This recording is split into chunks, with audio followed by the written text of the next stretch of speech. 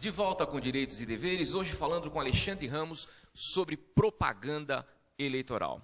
Alexandre, como nós estávamos falando aí no bloco anterior, a diferença da propaganda no bem público, no bem particular, né? Em específico no bem particular. Porque às vezes o comerciante, às vezes o cidadão em si, ele quer ajudar o seu candidato, né? E existe um limite para isso. Eu queria saber um pouquinho desse limite. Sim, exatamente. Então, o candidato, ele pode afixar essas placas desde que tenha um limite de 4 metros quadrados, né? E aí vale para residência, adesivo em carros, tem que haver essa limitação. Antigamente nós fazíamos o que a gente chamava de envelopamento, né? E aí utilizava combis, ônibus. Hoje é proibido. Então, há essa limitação, e aí o TSE foi provocado por conta da criatividade do candidato, né? Os candidatos começaram a criar vários quadros, propagandas de 4 metros quadrados, e aí criava-se um mosaico, né? E aí o TSE, peraí, não, o limite são 4 metros quadrados. E aí o TSE fixou, olha, leva-se em conta o impacto visual.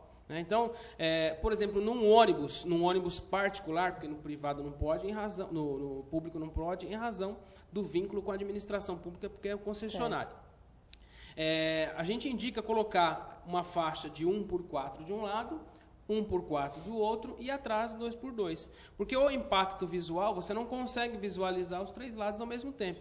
Então, em tese, ele estaria permitido e é o que tem acontecido, não tem havido nenhum tipo de questionamento. Nas casas, tem que haver uma autorização por escrito do proprietário ou do locatário, no caso do imóvel ser alugado, dizendo que a propaganda foi colocada de forma espontânea e gratuita. Então, nós temos visto várias casas já com placas, e é salutar ao candidato pegar essa autorização, porque se amanhã alguém for reclamar, fala, não, o inquilino, ou enfim, quem autorizou, o proprietário, autorizou e eu tenho essa autorização por escrito. Esses 4 metros quadrados, na verdade, foi uma criação jurisprudencial, que depois foi incorporada na reforma de 2009, da 2034. O legislador preferiu incorporar em razão de se bloquear o abuso do poder econômico, por conta dos outdoors que nós tínhamos. Quem tem dinheiro faz propaganda maior. E aí limitou-se esse tamanho de 4 metros quadrados a fim de tentar igualar ao máximo a disputa. Então, o envelopamento de jeito nenhum. De jeito nenhum. Então, observar, né, nas combis eu tenho visto 2x2 de um lado, 2x2 de outro, e mais um adesivo, o perfurante lá que eles falam, né, atrás. Aí eu acho que é lícito por conta de você não conseguir visualizar. Antigamente, pegava-se ônibus particulares e fazia esse envelopamento. Então, Doutor Alexandre, e como é que fica aquela história, aquela distribuição que nós vemos aí em todas as campanhas? Chaveirinhos, bonés, camisetas. Os faróis, né? Aqueles faróis. Isso. Então, na verdade, hoje se tem um conceito de brinde totalmente proibido. E aí há uma diferença com relação à uniformização de campanhas. Tá? Então, hoje é muito comum as campanhas, os cabos eleitorais trabalharem de uniforme. E aí o uniforme é calça, camiseta, bag para carregar papel e boné, inclusive boné. Aí o pessoal questiona, mas isso é brinde. Não é brinde porque você está uniformizando os seus cabos eleitorais, né? Isso é jurisprudência tranquila no TSE. Mas ainda toda eleição há um questionamento a respeito disso. Porque você faz a camiseta leva o número, leva o nome do candidato. E aí eu sempre aconselho a colocar o CNPJ como se fosse um impresso. A tiragem e um destaque atrás, equipe de campanha, coordenação de campanha. Né? E aí esse material, todo esse uniforme, ele é recolhido posteriormente. Então também se faz um termo onde você recolhe ao final da campanha para que não caracterize o brinde. Né? Então você não faz essa distribuição ao eleitorado. E sim você acaba fazendo como uma organização mesmo de campanha. Né? Então a campanha hoje está muito profissional, né? Hoje é marqueteiro, é jornalista, assessor de imprensa, é advogado. Então, essa estruturação passa também pelos cabos eleitorais e aí eu acho que é salutar você uniformizar. Até que você falou, você chegou no farol, você não fica com dúvida para saber quem é, o que é. Então, você sabe que é alguém trabalhando numa campanha e aí você se sente à vontade ou não, né? Para pegar o santinho daquele candidato. É incrível, né? Mas eu acho que está tudo errado por aí, hein? Pelo menos esse começo de campanha, Silmara, que eu ando observando aí, já tem um monte de coisa errada.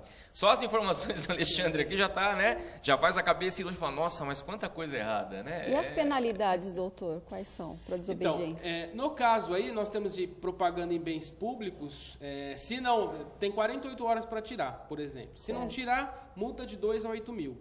Em bens particulares também, multa de 2 a 8 mil se tiver, por exemplo, mais de 4 metros quadrados. No caso dos brindes, pode caracterizar abuso do poder econômico, pode caracterizar captação de lista de sufrágio, que é previsto no 41A da Lei das Eleições, e aí, além de multa, tem cassação de registro ou diploma se o candidato já foi diplomado. Então, eu acho que o grande ponto do processo eleitoral é essa compra de votos. Né? E aí, imagine numa cidade com mais de 800 mil eleitores, que não tem TV para você conseguir disseminar. Então, os candidatos, alguns candidatos, né, não são todos, a gente não pode generalizar, mas tem muito candidato que abusa, troca o voto, né, compra realmente o voto, e aí, se não há uma fiscalização atuante do MCCE, do Ministério Público e dos próprios adversários, fica difícil, né? Porque você não consegue, uma cidade é muito grande, você não toma conhecimento de tudo que acontece.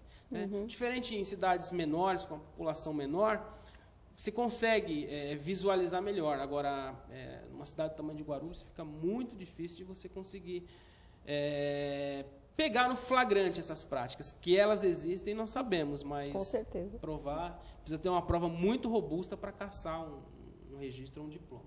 E o que é necessário para se tornar inelegível por causa de propaganda? Porque é uma pena maior, né? Como é que funciona essa... Então, no caso da propaganda, o que você pode construir é se você abusar do poder econômico. A multa por propaganda eleitoral em si, ela não torna o candidato inelegível.